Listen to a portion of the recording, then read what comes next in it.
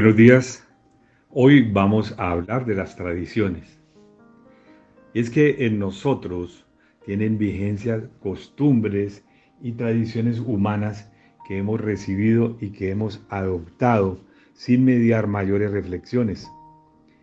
Esta condición de tradiciones humanas se daba también en tiempos de Jesús, quien enseñando a los discípulos les decía: pues ustedes pasan por alto la ley de Dios y la reemplazan con su propia tradición, dice allá en Marcos capítulo 7 y versículos del 5 al 8, la Nueva Traducción Viviente. Y así respondió a los fariseos y maestros cuando le preguntaron: ¿por qué tus discípulos no siguen nuestra antigua tradición? Ellos comen sin antes realizar la ceremonia de lavarse las manos. Jesús contestó: hipócritas, Isaías tenía razón cuando profetizó acerca de ustedes, porque escribió: este pueblo me honra con sus labios, pero su corazón está lejos de mí. Su adoración es una farsa porque enseñan ideas humanas como si fueran mandatos de Dios. Pues ustedes pasan por alto la ley de Dios y la reemplazan con su propia tradición. Estaba diciéndonos que se han dejado de lado mandatos de Dios para aferrarse a las tradiciones humanas. Mirémoslo como una exhortación de Jesús a los fariseos y sacerdotes de esa época. Pero nosotros sabemos que aún existen adopciones de tradiciones en temas asociados, por ejemplo, a la participación de las mujeres, la adopción de códigos de aceptación para adictos, delincuentes. Y la pregunta es entonces: ¿a qué contribuyen y qué ayudan la adopción de tradiciones humanas? ¿A quién ayudan esas divisiones?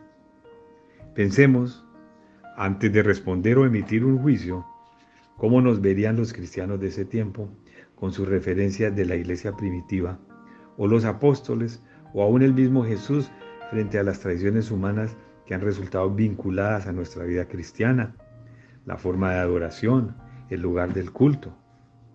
Y seguramente estarían más enfocados e interesados en conocer cómo guardamos los mandamientos amando a Dios, o si en verdad amamos a nuestro prójimo. Recordemos que en el versículo 13 de este capítulo 7 Jesús concluye en este tema diciendo: y entonces anulan la palabra de Dios para transmitir su propia tradición. Y este es un ejemplo entre muchos otros. En las tradiciones humanas aparece un efecto contaminante de la palabra de Dios. Por ello, estamos llamados, como dijo el apóstol Pablo a los Colosenses, capítulo 2, verso 8, la Nueva Traducción Viviente: no permitan que nadie los atrape con filosofías huecas y disparates elocuentes que nacen del pensamiento humano, de los poderes espirituales de este mundo y no de Cristo. Jesús mismo dijo: todos los que me aman harán lo que yo diga, mi Padre los amará y vendremos para vivir con cada uno de ellos, dice allá en Juan capítulo 14, verso 23 de la Nueva Traducción Viviente. Por encima de las expresiones de nuestra naturaleza y tradiciones humanas está la palabra de Dios.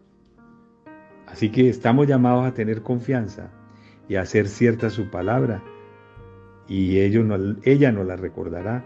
Y así lo dijo Jesús en el capítulo 14, verso 26. Mas el Consolador, el Espíritu Santo, a quien el Padre enviará en mi nombre, Él os enseñará todas las cosas y os recordará todo lo que yo os he dicho. Bendiciones.